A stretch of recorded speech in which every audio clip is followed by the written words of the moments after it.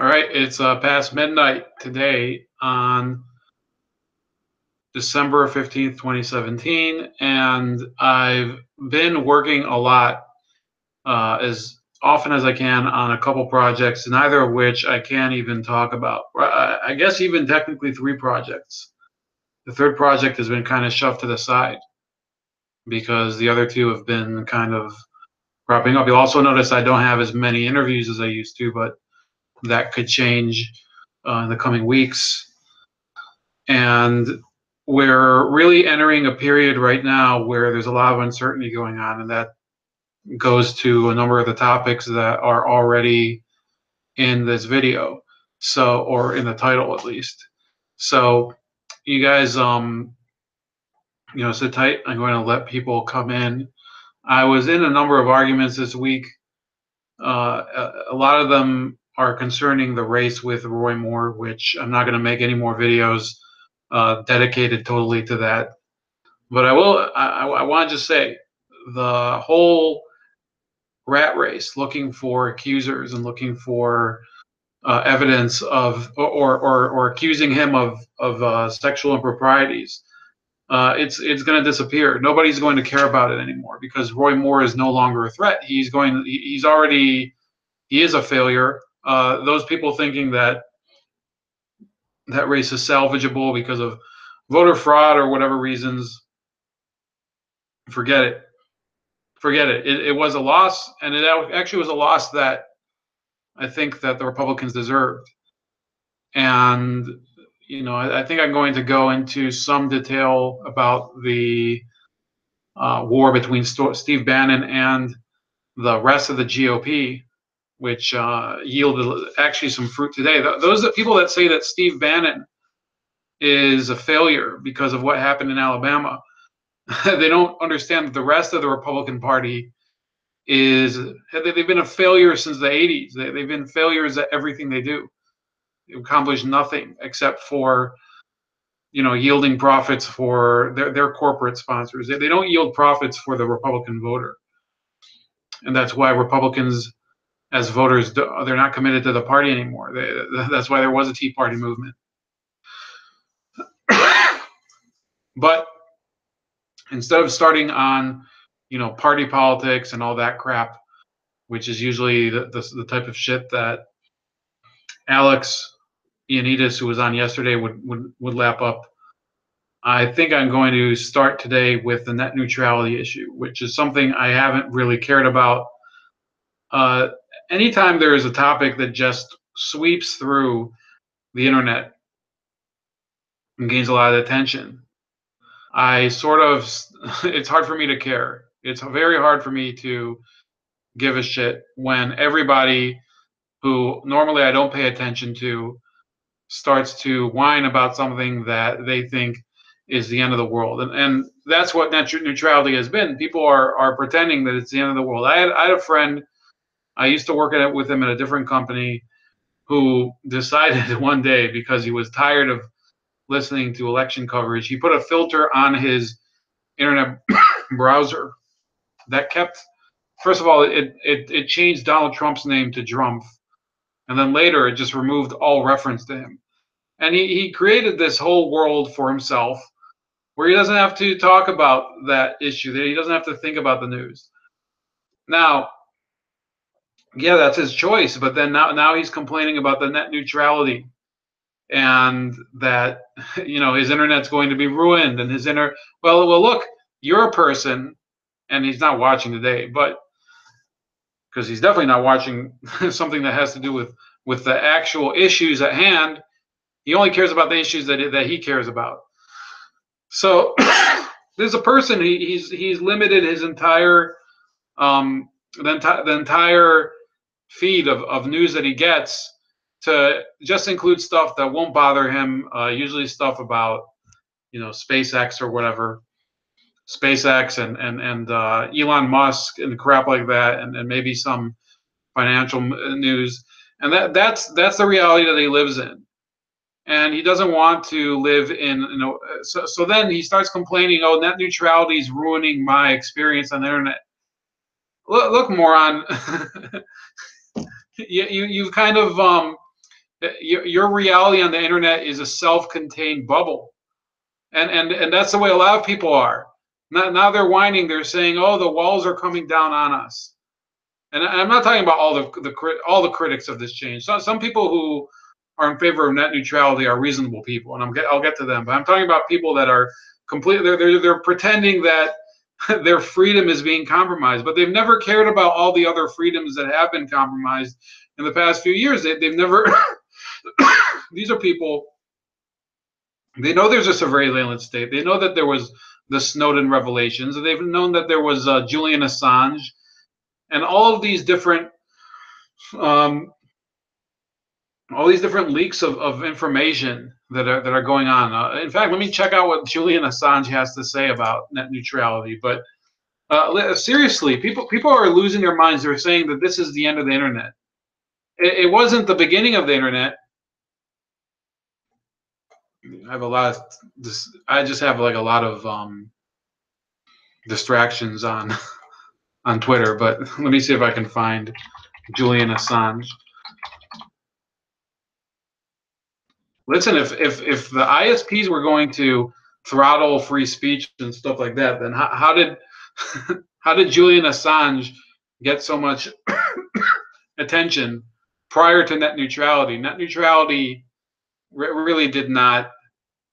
And these are the same people. Listen, the same people who are calling for net neutrality to be upheld because repealing it would end the free internet. They're calling Bitcoin a bubble. Okay, they're very presumptuous people. They're calling Bitcoin a bubble, and a lot of them are saying that everything that they don't like is the result of Russian bots. Okay, and they could probably say that I'm a Russian bot or something because I'm part Ukrainian. Um,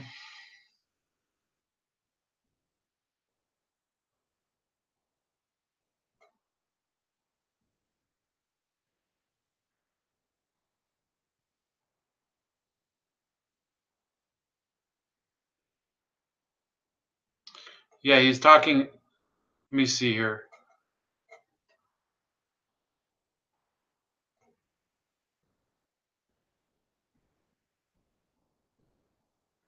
Yeah, just he tweeted out that just today WikiLeaks was recognized as a media organization by the United Kingdom. Um, there's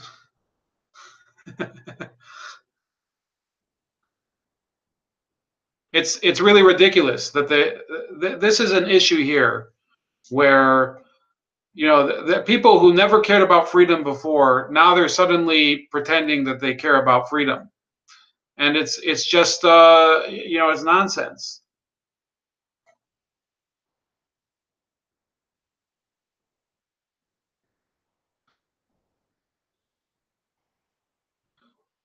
They say that he might have saved Bitcoin or whatever. Well, we're getting distracted here, but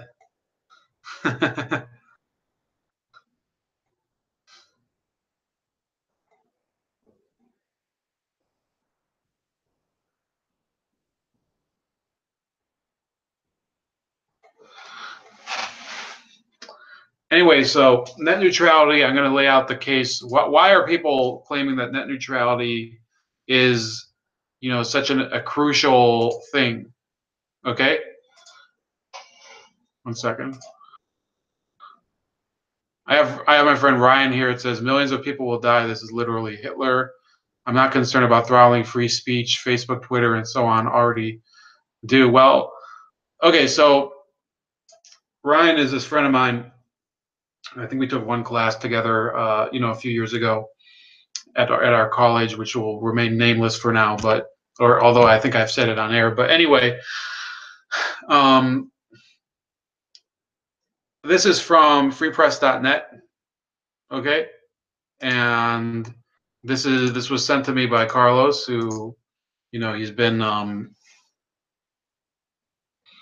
he's been on this show before, and I'm presenting it now. It says net neutrality violations, a brief history. So I've read through a couple of these, but I've saved this for on the air so it can be fresh. both for me and for you guys. Can everybody hear me okay, by the way? MIT, don't be bashful. Yeah, exactly. I went to MIT, didn't I? And damn it, I just presented the screen.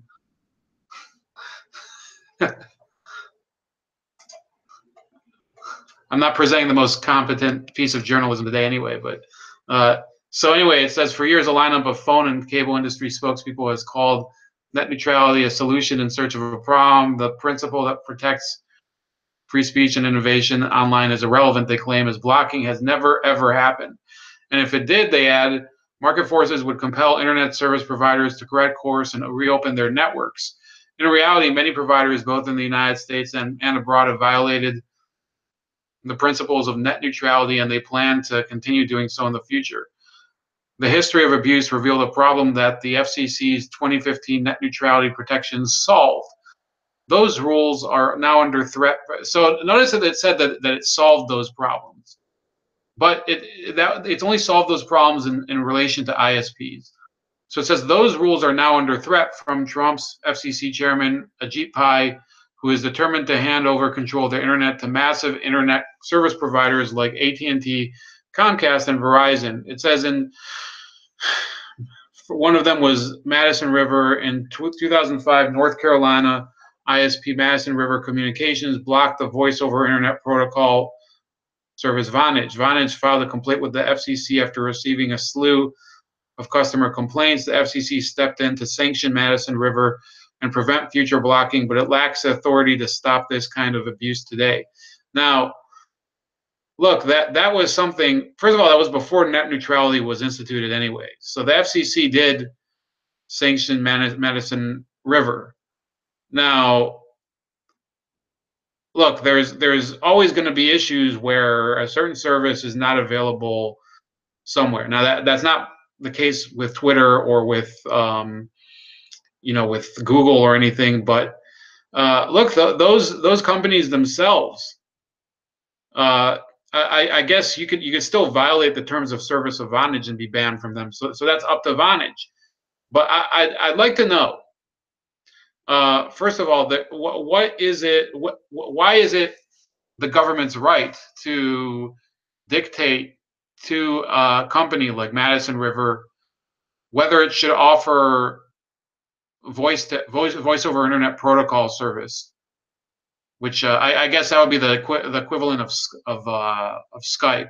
That's what Vonage offered back in 2005. What requires them to offer it? And there have been alternatives to Vonage. I don't know what the motivation was. This doesn't talk about motivation for why they blocked it. Okay, so I'm sorry, but I have to know more about these cases. It says I think this is one of the more famous ones. Comcast in 2005, the nation's largest ISP, Comcast began secretly blocking peer-to-peer technologies that its customers were using over its network. Users of services like BitTorrent and Nutella were unable to connect to these services. 2007 investigations from the AP, the Electronic Frontier Foundation, and others confirmed that Comcast was indeed blocking or slowing file sharing applications without disclosing this fact to its consumers. So basically, they're complaining that Comcast was blocking video pirating services. Now, don't get me wrong, I have no problem with video pirating services, but it's not like you don't go to the government and say, please help me preserve my access to video pirating, which is it's technically illegal. It violates copyright law. So there's no case there. I'm sorry. I personally have no problem with ISPs or with pirating. I don't have a problem with that, but legally it's prohibited.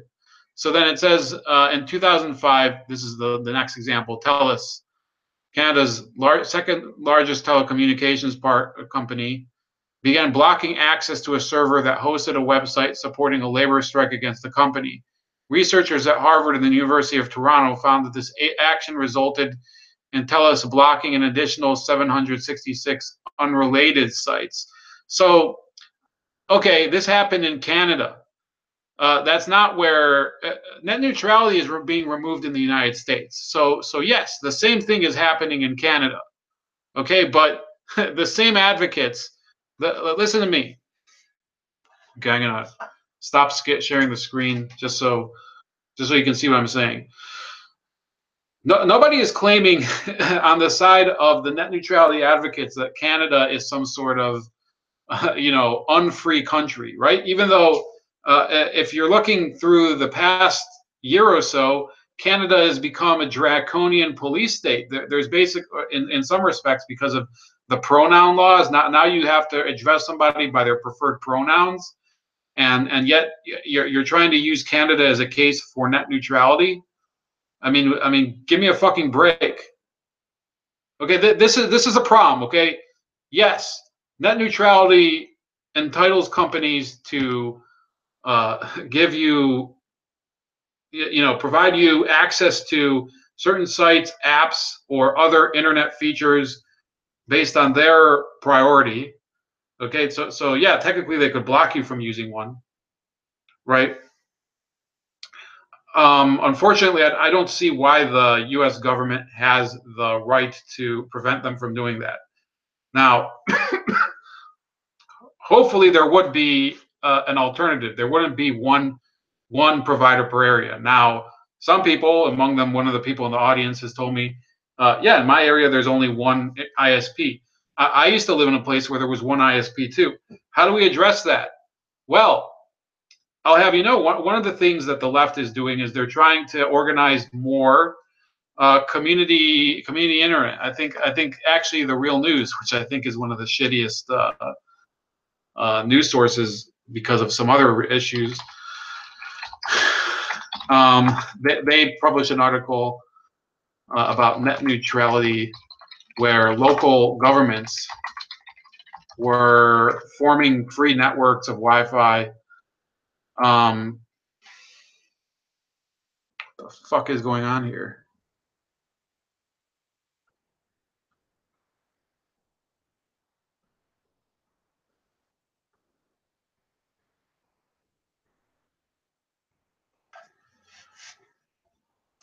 I mean, I have one article here from Wired. It says, "Don't blame big cable. It's local governments that choke broadband competition." This is from Wired magazine. This was from before net neutrality.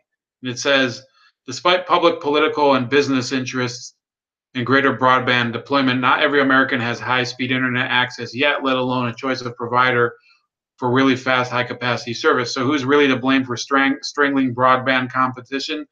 While popular arguments focus on supposed monopolists, such as big cable companies, it's government that's really to blame. Now, this is Wired magazine. This isn't, the Daily Stormer or something, or it's not like, you know, the Daily Caller. It's not. The Wired is actually pretty social justicey now. Companies can make life harder for their competitors, but strangling the competition takes government. Okay, listen, eliminating competition, it requires government. Okay, broadband policy discussions usually revolve around the U.S. government's Federal Communications Commission, or FCC. Yet it's really our local governments and public utilities that impose the most significant barriers to entry. And then it says deploying broadband infrastructure isn't as simple as merely laying wires underground. That's the easy part. The hard part, and the reason it often doesn't happen, is the pre-deployment barriers, which local governments and public utilities make necessarily expensive and difficult. So you want to make the internet a public utility, realize that there's already public utilities as of right now that are basically screwing you over. How many public utilities do you know that fuck you over with your electric bill? Or with your, I live in Ohio. We have a sewer bill. You get to pay for taking a dump. Before building out new networks, internet service providers must negotiate with local governments for access to publicly owned rights of way, so they can place their wires above and below both public and private property. ISPs also need pole attachment contracts with public utilities, so they can rent space on utility poles for above ground wires or in ducts. And so anyway, I'll I'll post this in the chat so you guys can read it through. But the bottom line is, I'm so glad to finally have Ryan on here, because I think I've told him about this before. He says that's why I just shit in the yard. Well, anyway, look, if you're disgruntled with the FCC, think about it this way: if you want more internet service providers, what you need to do is enable your local government to license more to come in. And by enable, it means you have to put pressure on them and go to these meetings and tell them, we can't just have, for example, like somebody told me she has a Blue Ridge Mountain Cable, I think in eastern Pennsylvania, and they don't provide, and their service is garbage now. With net neutrality, it's been garbage. Okay, so there's already been issues with internet service providers, and now they're trying to pretend that net neutrality was what was preventing people or what was preventing these companies from basically controlling your internet usage and keeping out content that they don't like, that that basically, for example, limiting freedom of speech, or even limiting leisure activities like what is it? Netflix is the one that I usually see. So Carlos says, click the link. I think he's talking about the link for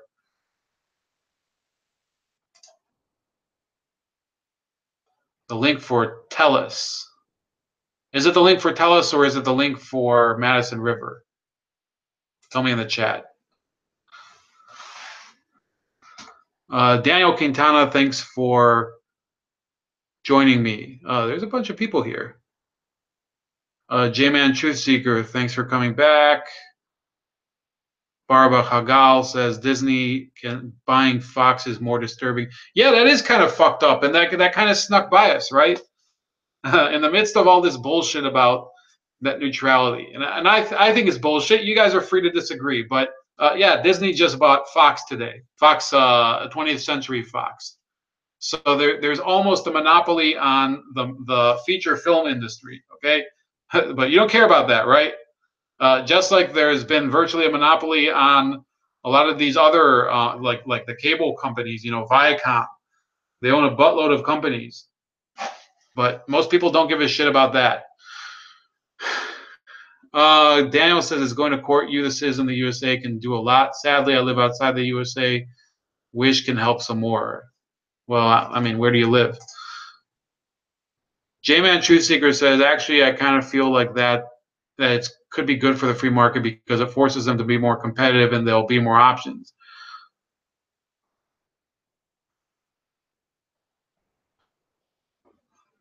So anyway, but I'll check back later, Carlos, because I don't see which article you want me to click on. But it says from 2007 to 2009, AT&T forced Apple to block Skype and other competing voice over internet phone services on the iPhone. The wireless provider wanted to prevent iPhone users from using any application that would allow them to make calls on such over-the-top voice services. The Google Voice app received similar treatment from carriers like AT&T when it came to this on the scene in 2009.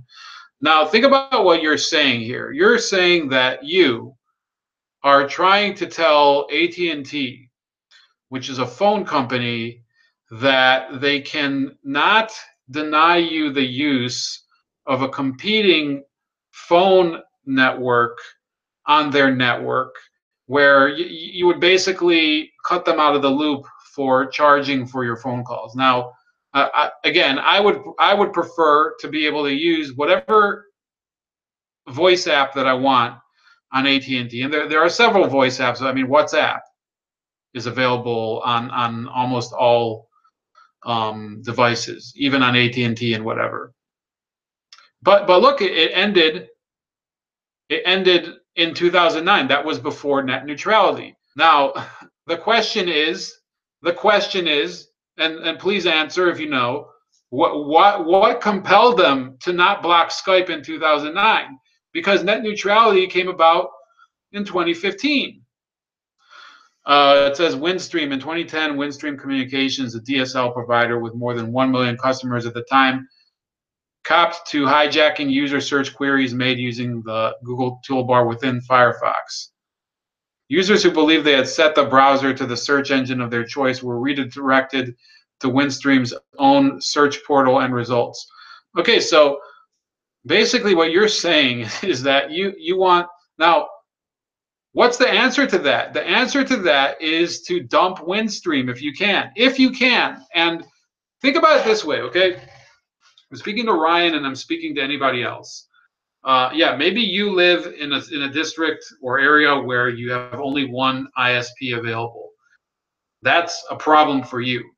However, there's a lot of people who live in other areas where they have a variety. And what they can do is say to the, if they have these experiences where Skype is blocked, or where whatever it is, like Windstream did, they redirected searchers, people trying to search to their own search site. Customers can say, fuck you, we're going to move to a different ISP that will let us, use whatever service we want, whether it's Hulu or whether it's Netflix or whatever, at the speed that we want. We will demand that, and then you can go fuck yourselves. And that's how hopefully the market will work itself out. Can you guarantee that it'll work itself out? No, because that's not the way markets work. But to say that this is going to lead to this utter meltdown of freedom of I guess freedom of the press, we'd call it, even though it's basically freedom of the airwaves. I think you're really jumping to the conclusions.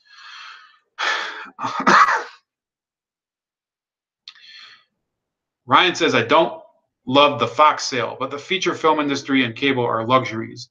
In 2017, the internet is now a necessity, not exactly comparable. I mean, you have a point there. You have a point there, but it's not as if so yeah, a lot of commerce takes place on the internet. A lot of the other necessities, trying to find yourself around. People don't have phone books anymore. You can't go. I mean, you can't go up to a public phone anymore. Usually, you'll whip out your phone, you'll search for a phone number or something. That's the way you find stuff. But I'd like to make this pitch here. If you're an internet service provider that does have competition in a certain area, why would you want to drive your customers insane by denying them whatever service that they want? Now, this is how cable has basically run itself into the shitter, by extorting people and telling them, well, your local channels have not agreed to a deal with us, and we're not going to provide them. Well, in many cases, people have cut their service, and that has provided the pressure needed in order to get them to add whatever channels they want back. And it's happened several times. I think it happened just last year in where I live. And I'm sorry to tell you this, but net neutrality did not save the internet's freedom. Okay, and the people I'm talking to in the chat, I think they're aware of that. They're not trying to pretend that net neutrality made everything perfect. But some people are. Some people are trying to pretend that net neutrality is the real key to keeping the internet free, when these are the same people that are constantly they're blaming every single problem that we have on Russian trolls and bots and shit like that. And I'll show you in a second that Vertigo Gamer says the Congressional Repeal Act is going to save Title II. It's against the Constitution. What is Title II? Is Title II net neutrality? I think we're talking about the same thing.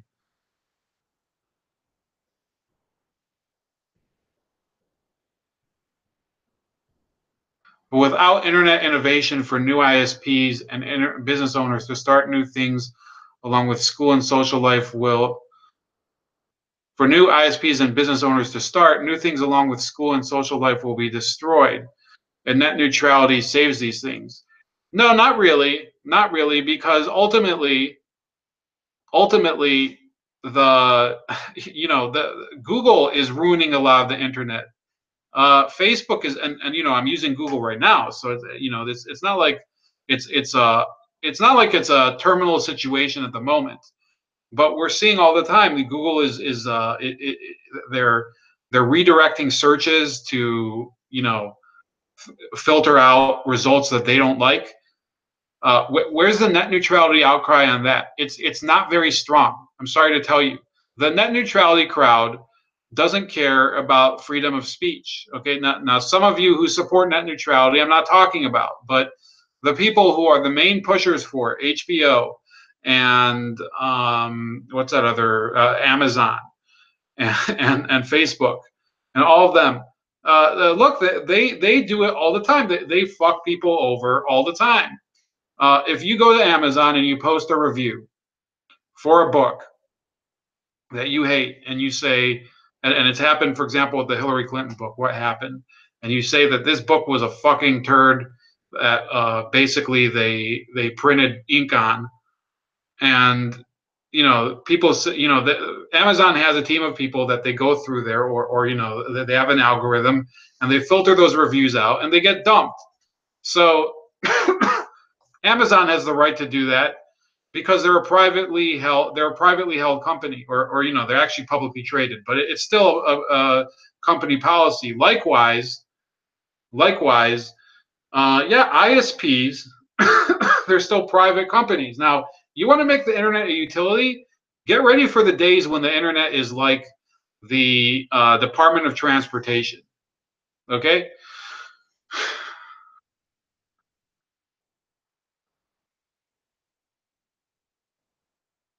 Ryan says, yes, Title II is net neutrality. Carlos says, yes, of course, they just don't want ISPs to have control over their fuckery. It's logical. Well, okay. So you're saying that it's much worse for ISPs to be able to screw people than it is for the companies that really do control the internet. Now, yeah, I guess hypothetically you could get around the internet without using Google and without using Amazon and without using Facebook and without using Twitter. You can, and people are trying to do it.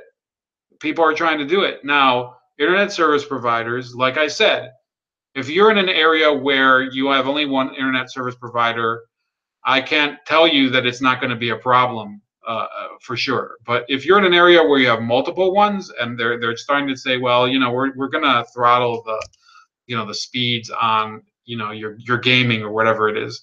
Well, I'll tell you what, a lot of gamers are going to jump off of that ISP and they're going to lose a lot of money.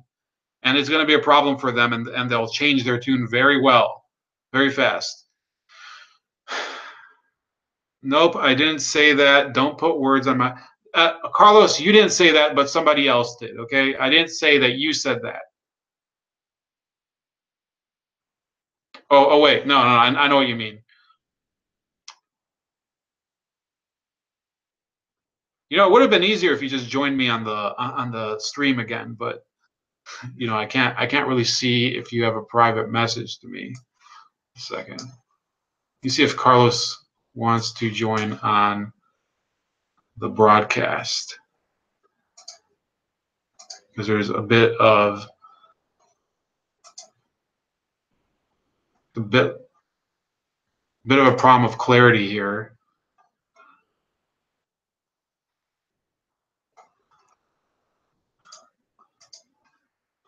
But he hasn't messaged me. Okay, here we go. 1 second. We're going to get Carlos on. We're going to get opposing sides here.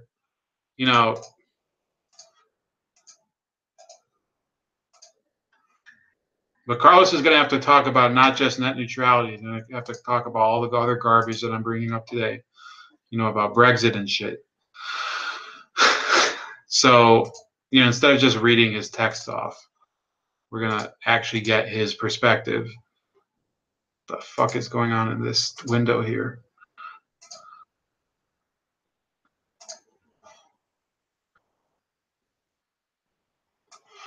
So we have one person in the chat who says that she's glad that ISPs are not going to be limited by net neutrality. Lisa PDX and Vertigo Gamer says the ISPs want more money to supply their big business, but with that taking over, there will be no more spots open for new ISPs or network providers of any sort.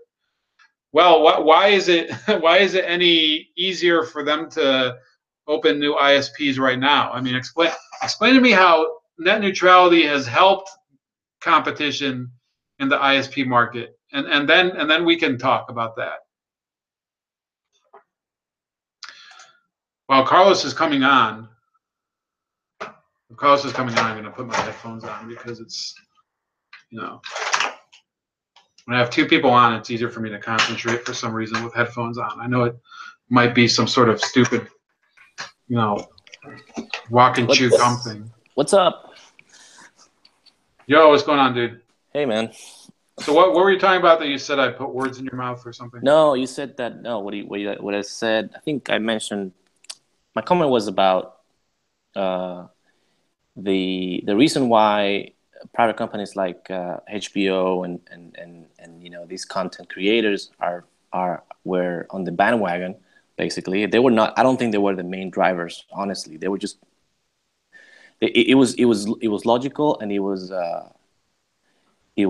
good for their business to be on the bandwagon of this advocacy because they didn't want ISPs to have control over their content. Now, that doesn't mean that what they're doing is okay, or that doesn't mean that ISPs is worse if they do it versus what they're already doing. I'm not justifying the bad behavior. I'm just saying it's just a logical. It's a logical thing for them to jump in the bandwagon and say like, yeah, we are for justice and and free internet. Where there's other reason. It's kind of like a marketing ploy on their part that they're kind of like pretending that they're for freedom, but they're not. Of course. Okay. Of course, and it makes sense for their business. I can understand what you're saying. So sorry, yeah, I didn't understand what you meant. Yeah. It completely makes sense, for them to do it. And by the way, I haven't seen the whole live stream. I kind of joined at the beginning, then I joined the past 5 minutes, so I missed most of it. Yeah, I think there was an issue because a lot of people weren't in, and then I clicked on something, and then suddenly there were 5 people. Okay. I don't know what the hell happened, but. Do you want me to read through the rest of the cases and then we can judge them? Just go on with the live stream. No, go on with the live stream and then I'll jump in. Okay, so I have this. So we'll read a couple more cases and then we'll move on to something, or maybe you can. How about we'll talk about these 2 cases and then you state your case. Why is it that you don't think that competition will occur with removing net neutrality? So. We have Metro PCS in 2011, at the time one of the top 5 U.S. wireless carriers. I think they only have stores in basically some of the poorest neighborhoods in the country. But anyway, they announced plans to block streaming video over its 4G network from all sources except YouTube. Metro PCS then threw its weight behind Verizon's court challenge against the FCC's 2010 Open Internet ruling, hoping that rejection of the agency's authority would allow the company to continue its anti-consumer practices. Now, look, Metro PCS, they're a cell phone provider, and they're in some of the now. They actually provide services that are at a huge discount compared to most, compared to Sprint or compared to what's the other one, Verizon. So it's a discounted service. And they probably came to some sort of agreement with YouTube that they'd only provide YouTube. So I'm sorry if I don't sound very open-minded, but I don't see a problem with them having some sweetheart deal with YouTube. I mean, it's a company to company. Wait. Well, the thing is that you don't know the specifics. So you're basically running on this on you're basically making your argument out of basically thinking that that's the case where you don't really know. No, what would be the motivation for them to throttle service from everybody but YouTube? I mean, think about it. I don't know, but that's what this is. That is why the neutrality is. I guess what I'm trying to say is that this is one of the reasons why I think I preferred it to be actually a thing rather than not a thing, because you have the situations. Now, you can make a rationale whatever you want, but at the end of the day, you cannot really tell what was the reasoning behind it. But at the end of the day, this is what happens. whatever the reason is, and whatever the rationale was, the only one who loses is the consumer. Because what happens is when you have, and this is the thing, and then you probably throw in the petition. I was like, okay, well, look at the numbers. After Bill Clinton, the regulated the media companies, what happens to a bunch of competition, was gone, and what has happened, So make your argument in a way that it's. What I'm trying to say is, like, if you wanna make your case that it's it's actually gonna move people that are on the other camp, like give them specifics. And that's something that I was talking about in the is like, I'm open to your point. It's like, okay, give me specifics, and give me like numbers, like say, okay, well, was competition actually increasing or decreasing before the neutrality? I mean, had the amount of ISPs, how was the development on the what was happening on territories where you see the situations where you only have Comcast in one territory and then you only have Time Warner in other territories. Has that increased before 2015? I mean, how was the market health before 2015, and how does that make the case for just having or not having a neutrality? Because either it doesn't matter, or either it doesn't matter, or it affects the competition. But I still don't see the case. So when I share the article you're probably reading right now, is because here's the concrete cases of things that happen before. So this is okay. So it shows cases, but I mean, to put a case like Metro PCS, which if you know about Metro PCS, they open stores in the ghetto for low income people to buy cell phones at a discount price and have service at a discount price. They have competition there. There's I think Cricket Wireless now, and there's also Boost Mobile, so that there is competition. Okay. So if you're gonna when you talk about competition again, don't talk in broad terms, talk in specifics. So you're talking about that specific area in that specific situation. How many ISPs were there? Where was that only Metro PCS, or were there actually competition in there? There is. I mean, it's Metro PCS is a wireless carrier for. No, I know, but you're talking about in general terms. I'm talking about that specific instance where you're reading about. In how many ISPs were there in our area?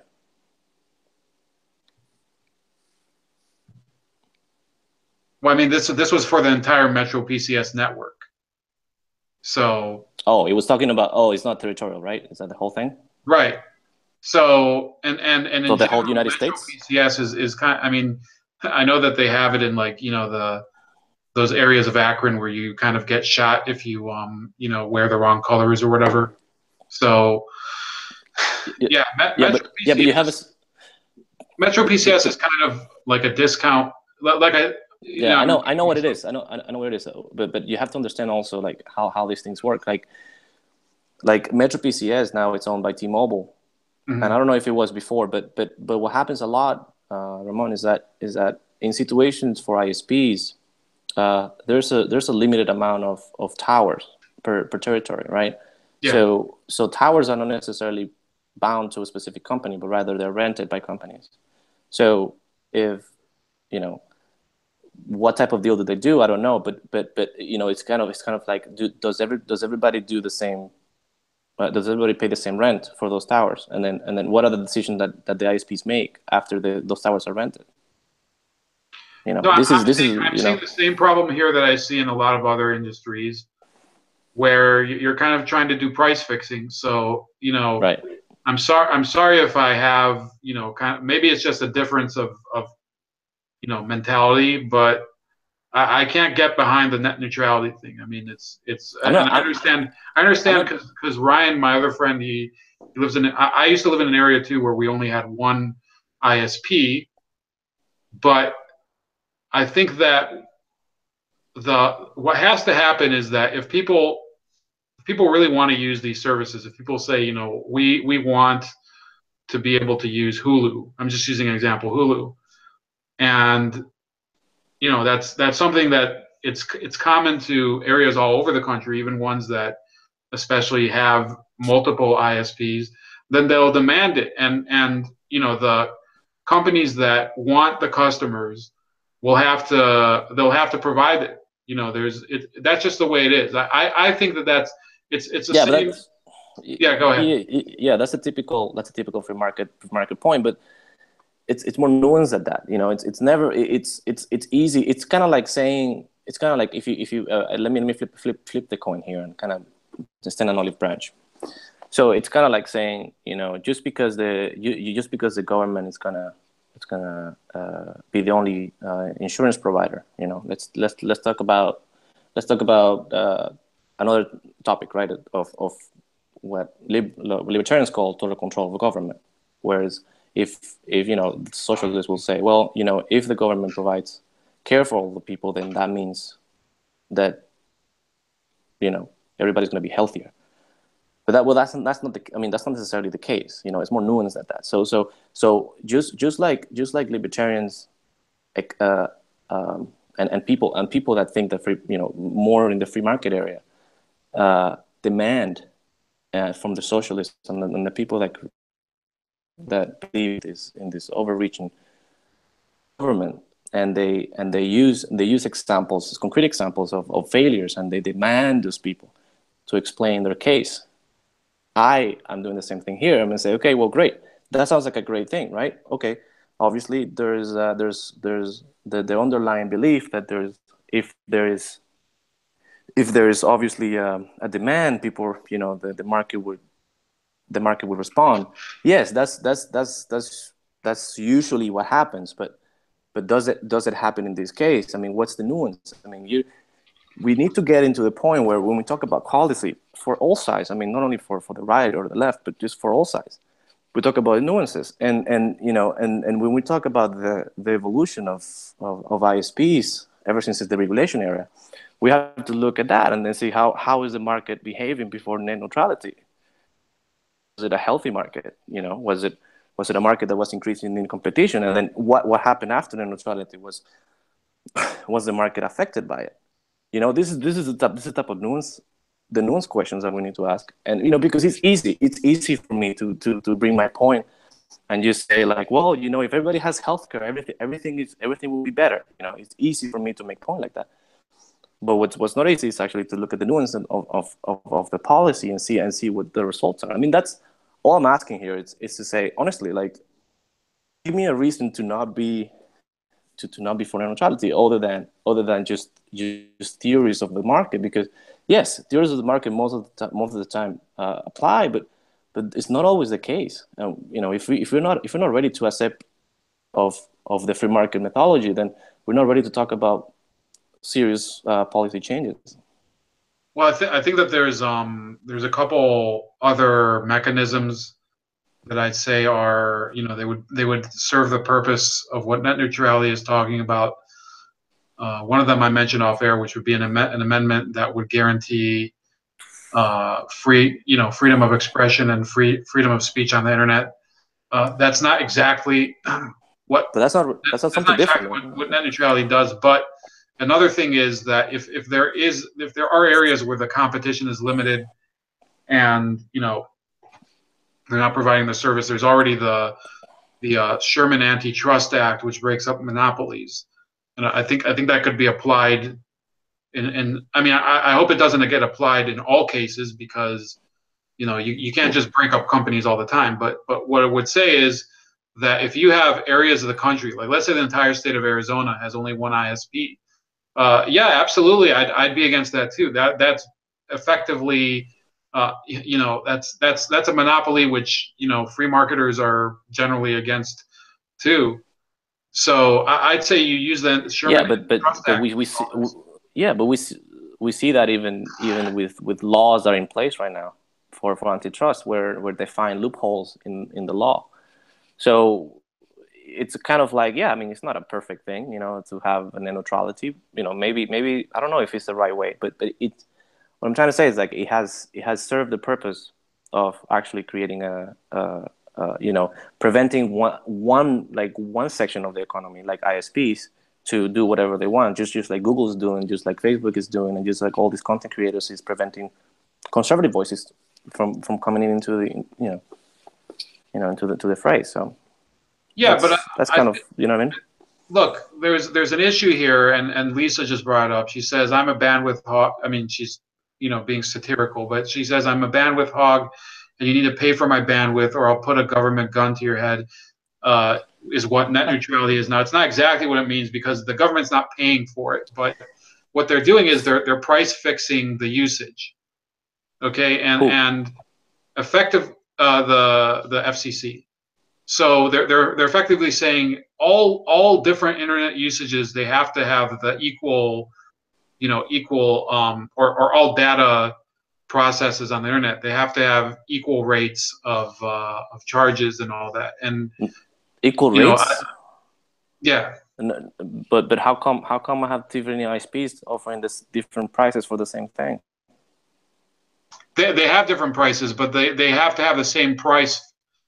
The same provider has to have the same price for all different services, and that's the issue. There's only one service you're providing, which is internet access. I mean, that's well, not necessarily, because there's certain things you do on the internet that involve more data transfers than others. Yeah, so the limit is really on the data, which is it makes sense, right? The limit is on the data consumption, not on what you're doing with that data. So it's not really price fixing, because you can make your prices based on the data consumption, not and then there you go. It's just kind of like you want a faster internet, there you go. I charge you more, which makes sense. You just everybody to price it the same way. I mean, you have the liberty.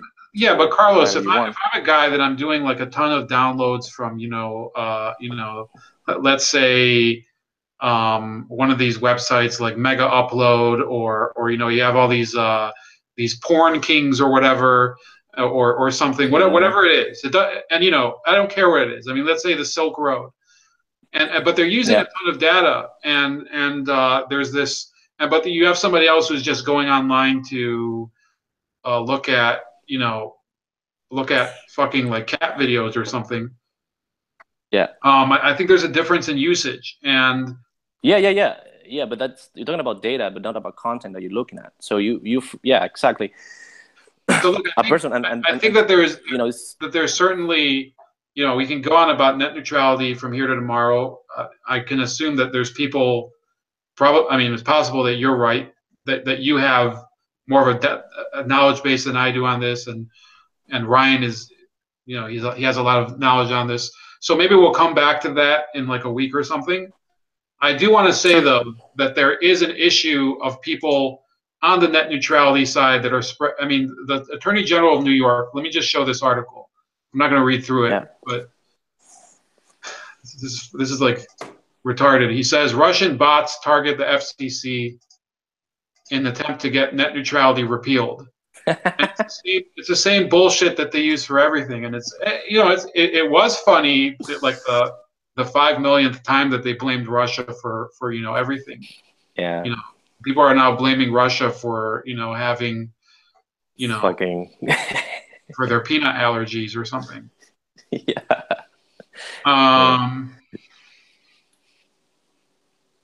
Says anyway, it speaks for itself. Okay. Yeah. That's what he says. Now, I'm sorry, but Comcast is not a Russian bot. They may be wrong, but it doesn't make them a Russian bot. So, and they've been using the same thing, and I hope we'll get to it later, because I don't know how late you want to go, but it is getting pretty late for me, and I have a lot to cover. But they blamed Brexit on Russian bots, and they discovered today that it was like less than $1 of contribution for these ads that the Russian bots put into Brexit. So they're saying that less than $1 was contributed in order to by the Russians in order to sway Brexit, and they said that was a major factor. So anyway, moving on. Oh, man. We have Minecraft Boy here. He says Trump is retarded. Okay. He's probably a Russian bot. No, I just figured we'd get more perspectives here, and I'm not throttling expression here. Uh, Lisa says net neutrality should be accurately named net neutering, just like we neuter cats and dogs to make them less productive and deny life. So I guess I'll let her and Ryan fight in the chat. We're going to move on topics. Stephen Bannon, what do you think about that? With they're blaming him for Alabama. That's bullshit. He's not why. Yeah, they can't. You can't blame a guy who basically he's been wrecking the GOP for Exactly. for the Washington Post character assassinating somebody. Yeah. And you know I think I made a point at the beginning of this broadcast that or live cast whatever that you know these women that accused Roy Moore, you're not going to hear from them anymore. It's going to disappear, and we'll never know the truth.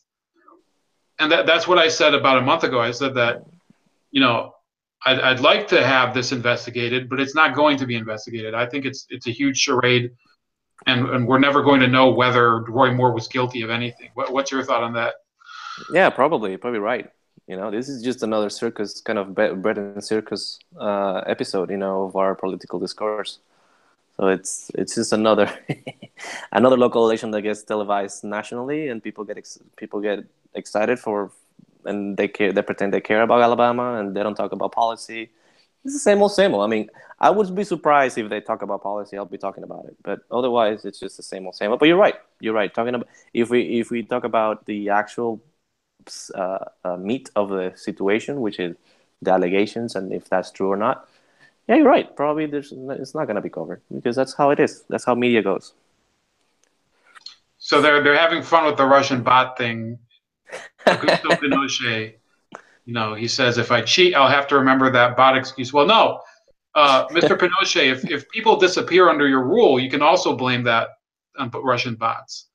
You know,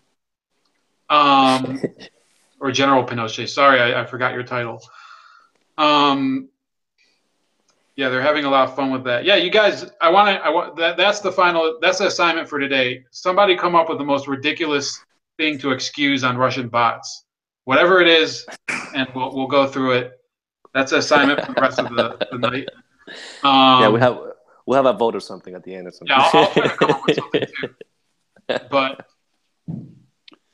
the next story, we're moving fast today. We're compensating for the slowed speeds of the lack of net neutrality by just moving through topics.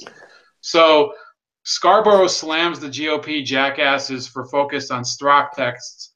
This is another stupid thing. Have you been following that with the No. What is this? Strzok stuff? Do you know what I'm talking about?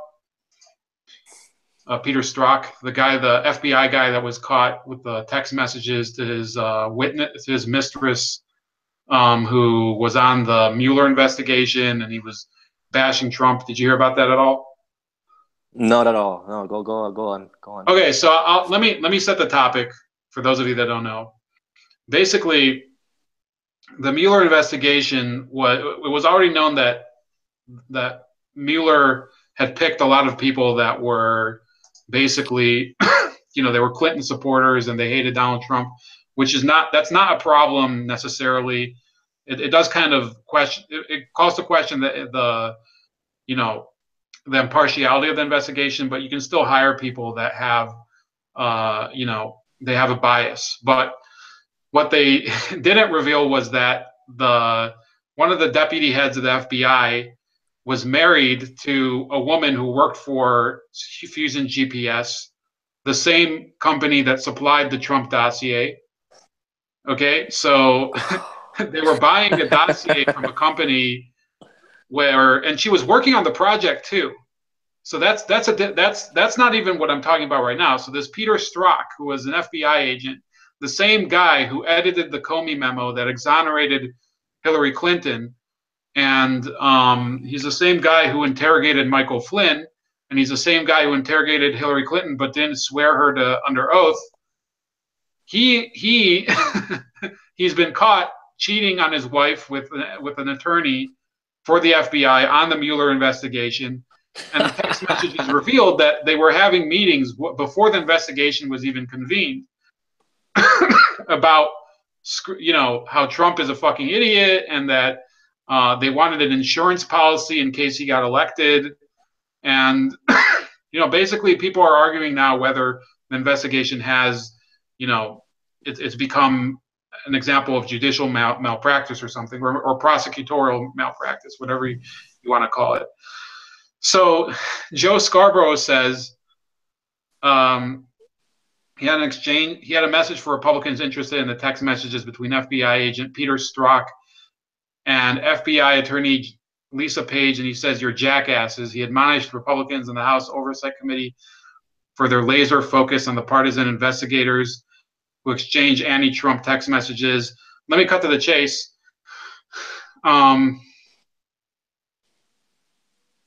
He actually asked if they want to go down this road, he'd like to see text messages between congressional Republicans during their impartial Benghazi investigations. Now, can you see what the difference is, Carlos? And if you don't, I know what the answer is. But what's the difference between a congressional investigation and an FBI investigation? There's no politics involved? Well, yeah, that's exactly the point. If you're in Congress, you've been elected based on a platform which could include things like investigating something. It could, like, if I want to investigate vaccines and I say vaccines are fake, and I get elected and I say I'm going to convene a panel that they're going to investigate fake vaccines or something. Well, Congress doesn't have the ability to convict people of a crime. They can recommend to the Department of Justice to investigate something, which is exactly what happened. Or they tried to do it in Benghazi, and they couldn't come up with compelling evidence. Even though nowadays we know that the evidence was destroyed. But anyway, the whole problem here is that he's basically convoluting Congress with the FBI, which have two totally different functions. Congress can investigate whatever it wants, and it can investigate things for political reasons. The McCarthy hearings, people say that it was an abuse of power. Well, even if it was still, he didn't convict people of spying for the Soviet Union. He was basically saying that, we're going to investigate communist infiltration into the U.S. government and into the army and whatever. But what's going on with the FBI is that you do have prosecutors here who do have the ability to indict, and they have indicted people like Michael Flynn and like what's the other guy's name, Manafort, and they've indicted them based on what is known as the fruit of the poison tree, and that's what people are talking about now. What happens is if you get evidence by illegal means, for example, for wiretapping somebody without a proper warrant, or getting a warrant based on false premises, which is what happens when you give a fake dossier based on information that you bought from Russia that's been unverified, and it's been, anybody here believe that there were prostitutes peeing on a mattress in Russia? Because I don't see any evidence of it. So that was the evidence used. Show me the pee. Show me the pee. Yeah, exactly. Show me the sprinkles. Yeah. Show me the champagne. Show me the champagne. Yeah, that's basically so essentially these agents they sewed up this suit based on a dossier that one of the agent's wives prepared from a private firm. The FBI bought it. They took it to the FISA court. You guys following me? So they took this fake information to a FISA court. They got a FISA warrant to surveil Michael Flynn and Paul Manafort. And then they monitored communications between them and certain individuals. And in Flynn's case, he communicated with the Russian ambassador after the election. And then when he was interrogated by them under oath, he lied and said he didn't speak to them. And then they said, well, we have tape of you speaking to them, speaking to the Russian ambassador. And that's what it's all based on. So what we have here is fruit of the poison tree means this, that once you get something by ill-gotten means, does that sound right? I think I'm like fucking up the English language here. Once you present something that you basically acquired illegally, you can't admit it in court. So this Michael Flynn indictment, people are already talking about Michael Flynn will reverse his guilty plea. He'll plead not guilty, which you're allowed to do, because they'll say, this evidence is inadmissible. Carlos, what do you think about that? Do you think that this probe is kind of it's going down already, or do you think it has a chance of succeeding still? Carlos, I think we lost Carlos.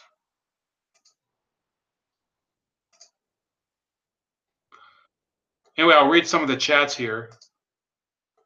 Maybe we can see if Carlos can come back on. Yeah.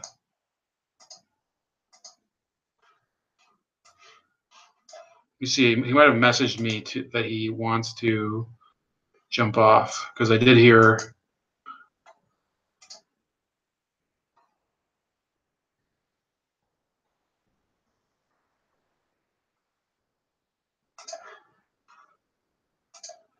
Carlos, are you back?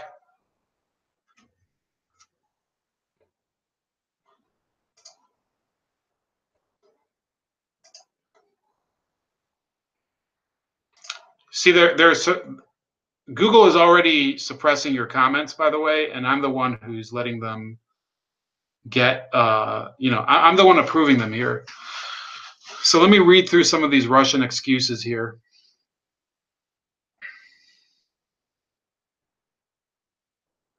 Ryan says, I work with networks, bandwidth, and routing for a living. It's literally my profession. There's so much misinformation about this stuff out there.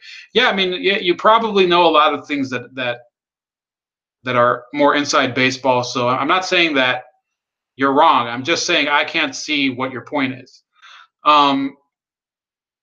Lisa says, you should be happy that abolishing net neutering will likely offer you more choices. You could go back to rotary phones, and one phone company charged $7 a minute for. I mean, she's saying that there's going to be a monopoly with net neutrality. I think she's kind of exaggerating. Pinochet said the Russians tricked me into bed with the neighbor lady. Yeah, that one was predictable. Minecraft Boy says, sorry, live streaming is $5 a minute. Well, I don't think that's really going to happen. I mean, sorry, but I just don't believe it. I think it might be just being sarcastic there. Lisa says you'll likely be able to have more ISP options. Competition is great for consumers. Russian bots splooged on Monica's dress. Well, yeah, maybe there's different tints to that stuff. They never said it came from one person.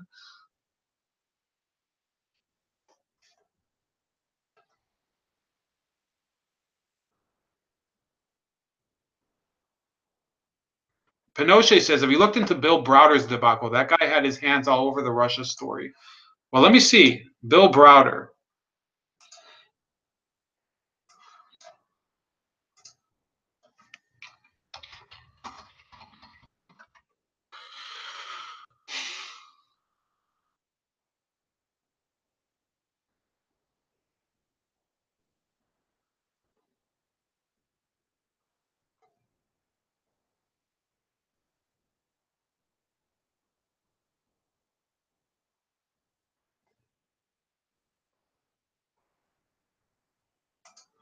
Says here, Bill Browder is one of Putin's biggest critics. The U.S. just revoked his visa. The anti-Putin activist has been banned from coming to America. So,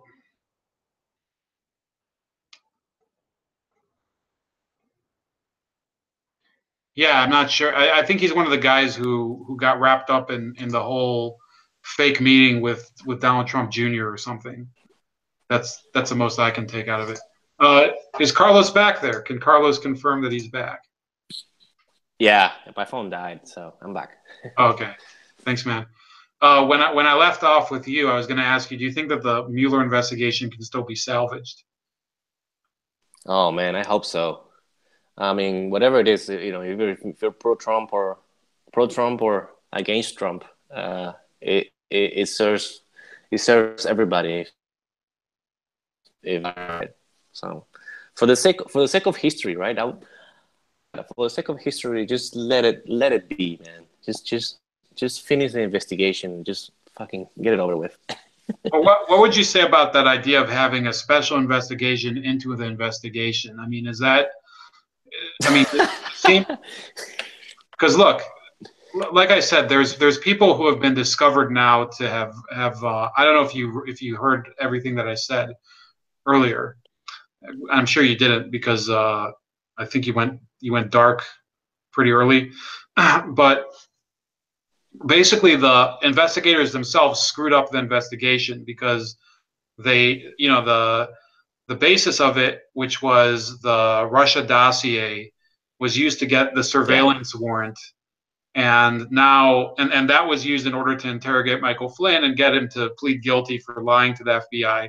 Now, all of that is jeopardized, and Flynn can pretty much get off scot-free, which means that even though if he would have been convicted, I think that it wouldn't have affected Trump. I think that this has wrecked the investigation. I don't think the investigation can be saved. I think, in fact, it's gonna turn out to be one of the greatest scandals in the history of the FBI. Yeah, no, you have a point. If they based it off that fake dossier, I mean, they're just they put themselves at risk for sure. Ryan says my comment about it being my profession was not aimed at your opinion. I'm not saying that you were taking a shot at me. I'm just saying that I need to learn more about it, and then we'll come back. Right. Okay. I'm like people. That guy who you guys were arguing about with earlier on my Facebook. That guy's just been he's been attacking people, and then he gets them defensive, and then it's impossible to really communicate that way. That's why I kind of told him to chill out. So anyway, have you heard about this whole shit that's going down with Brexit? With the Conservative Party? A little bit. I mean, I heard that there's some final concrete steps, right, moving forward. They're setting some boundaries and stuff, but I don't know much detail. Well, it turns out that the British government agreed to pay like £40 billion to the European Union, and all of the real Brexit people have been rebelling against it.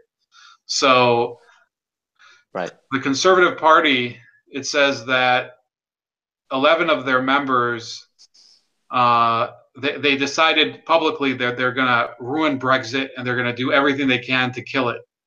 So there's this effort to kick them out of the Conservative Party and whatever. So I think that, people said that when the referendum went down, and I don't think this is going to interest everybody in the chat or, for that matter, people watching later. But last year Brexit happened, and a lot of the people that wanted to remain in the European Union said, "Oh, no, we have to fucking vote again. We have to have a second referendum because the first time people didn't understand the question." Right. So that was their whole point. So I think that they could get their wish now because they're basically using all of these soft barriers to keep it from happening. And it's kind of that's what I think is happening now. They're kind of undermining the vote of the people because last year, people complain about the popular vote in America, that Hillary Clinton won the popular vote, right? I mean, isn't that what they say to you, Carlos? That Hillary Clinton? Oh yeah, yes. Every day. So they say that, and you live in California, so you probably hear it. Oh yeah. There's plenty of us. But I mean, look, the same people that are on Hillary Clinton's side, they're in Britain, and they're saying, yeah, the referendum happened, but the people didn't know what the fuck they were voting about.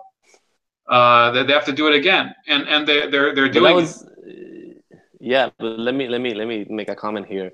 Yeah, this is what politics is about, and this is what elections is about. It's never really about the thing. It's always about something else. Like, let's just say, like, for Roy Moore situation, for example, It's never really about the actual effect that's going to have in Alabama, but really about, if Roy Moore accusations were good or, were right or wrong. So just like there, that's just the nature of elections. That's how it is. That's how it goes.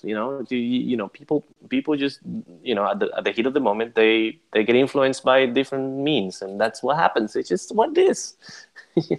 Well, that's why I was having an argument with one of these Bush Republicans yesterday, and he's saying that Mitt Romney would have been amazing, and Steve Bannon is a cancer and stuff like that.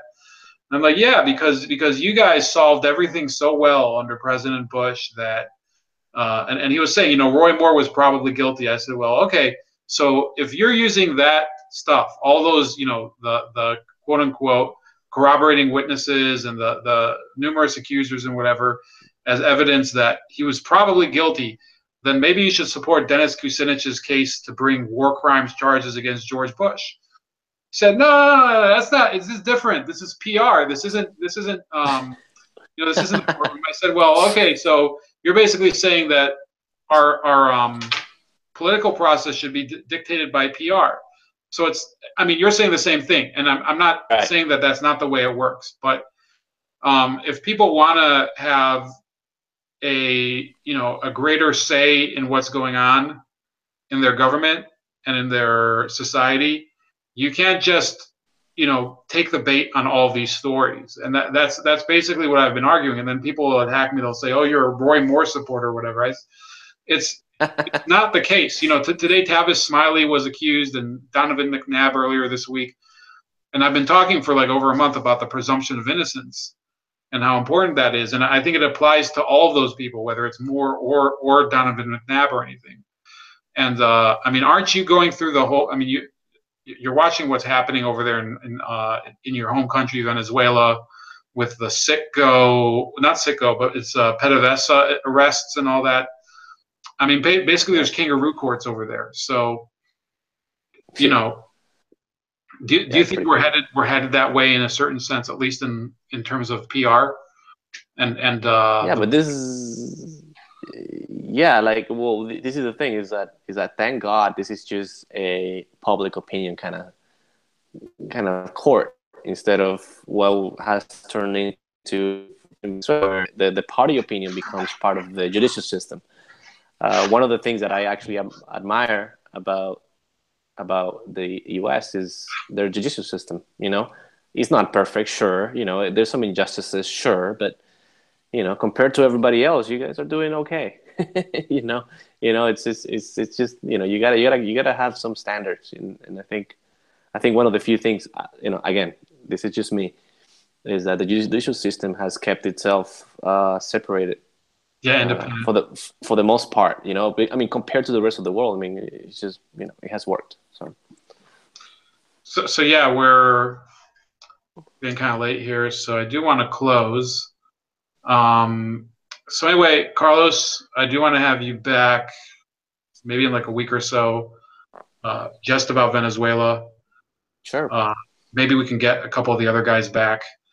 I do want to let you guys know I have a video out, part 1 of the For Real News on the October Revolution, talking about Abby Martin, talking about how Russia and revolution, it really redeemed the people, and all the crap that she left out of that. So I have that. The link is in the description below.